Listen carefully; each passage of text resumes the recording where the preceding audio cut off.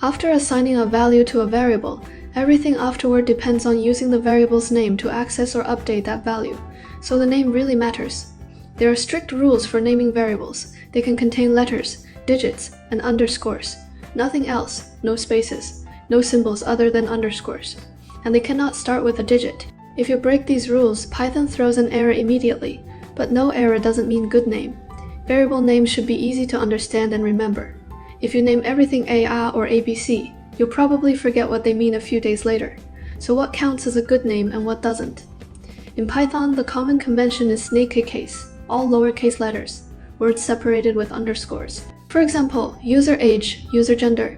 Wherever English would normally use a space, snake case uses an underscore. There are other naming styles, like camel case, which uses capital letters to separate words, but Python generally prefers snake case for variables. Two more important notes. Faraday variable names are case sensitive. User age and user age are two different variables. Avoid using Python keywords as variable names, such as print.